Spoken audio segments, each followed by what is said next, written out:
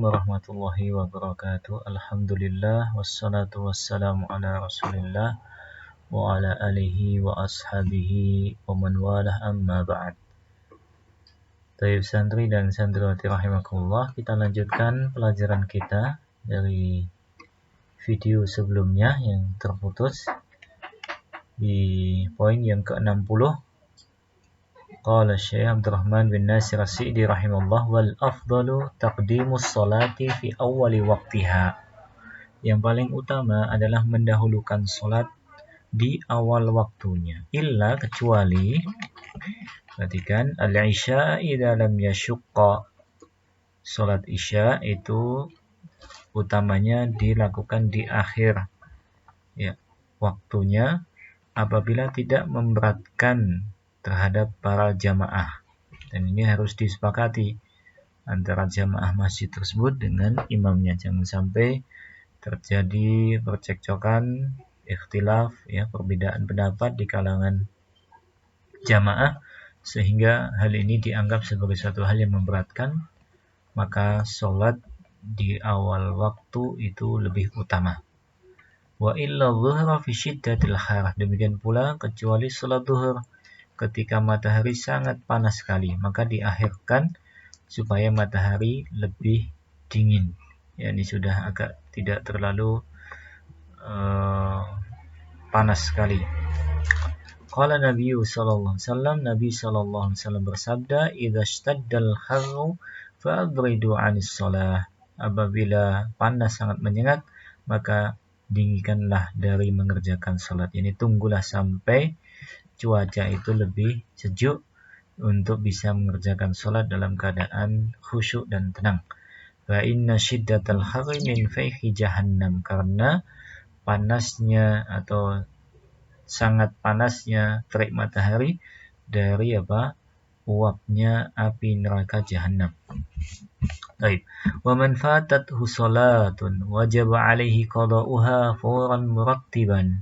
Barang siapa yang terluput mengerjakan sholat pada waktunya, maka wajib atasnya untuk mengqadanya, mengganti sholatnya secara langsung dan secara murattiban, secara tertib, apa yang dia tinggalkan pertama kali.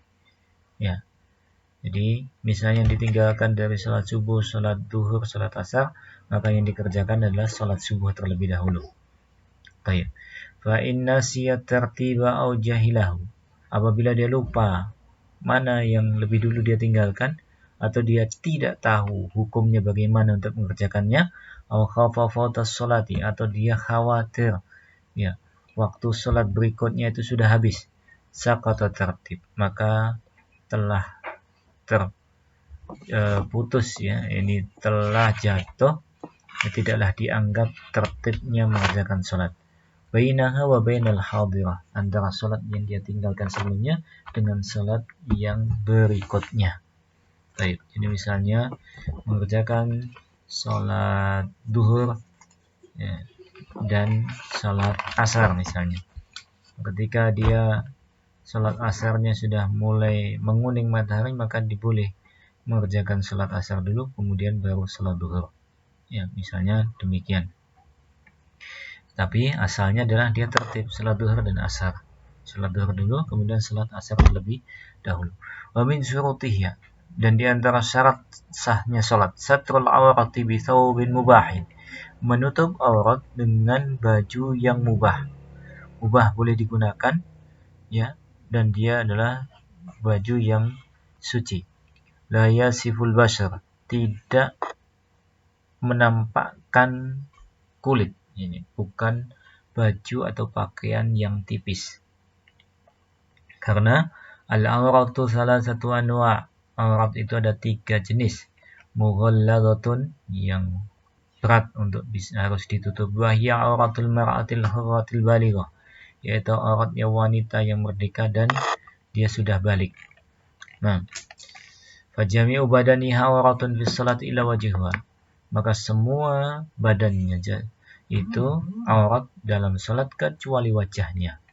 Kecuali dia sholat di tempat umum, misalnya di situ ada laki-laki asing yang bukan mahramnya, maka dia boleh menutup mukanya.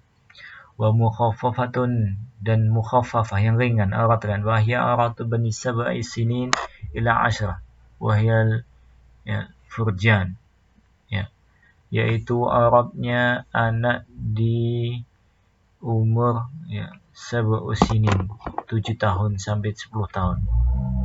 Maka dia al-furjan, yakni antara apa yang di antara pusat dan betis, istilahnya setengah betisnya, antara di pusar sampai kedua lututnya, jadi terus tertutup di sini. Wa mutawassithah, dan yang pertengahan, wa hiya auratu man adahum minas surrati ila rukbah, yaitu aurat selain dari mereka yang berada di antara surah, yakni pusar sampai lutut juga. Jadi demikian. Nah, oleh yang furjan tadi bisa diartikan dua kemaluan, jadi kemaluannya ditutup. Qala Allah Ta'ala ya bani Adam khudhu zinatakum 'inda kulli masjidin. Allah Subhanahu wa taala berfirman, wahai anak keturunan Adam, ambillah perhiasan-perhiasan kalian ketika masuk masjid. Maksudnya adalah pakaian kalian. Wa minha, di antara syarat salat, istiqbalul kiblah, menghadap kiblat. Qala Allah Ta'ala wa min haitsu kharajta fawalli wajhaka syatral masjidil haram. Dan dari sisi manapun kalian keluar, maka fawalli wajhaka, maka palingkanlah wajah kalian ke arah Masjidil Haram. Wa in ajiza an istiqbaliha, maka apabila dia tidak mampu untuk menghadap kiblat, bimaradin aw ghairihi saqata, karena sakit atau yang lainnya, maka hal ini gugur hukumnya. Kama tasqutu jami'ul wajibati bil ajzi an, sebagaimana semua kewajiban itu bisa gugur kewajibannya karena tidak mampu untuk melakukannya. Allah Subhanahu wa taala berfirman, wattaqullaha mastata'tum, bertakwalah kalian kepada Allah sesuai dengan kemampuan kalian. Sampai di sini pembahasan kita. Subhanakallahumma bihamdika asyhadu an la ilaha illa anta astaghfiruka wa atubu ilaik. Wassalamualaikum warahmatullahi wabarakatuh.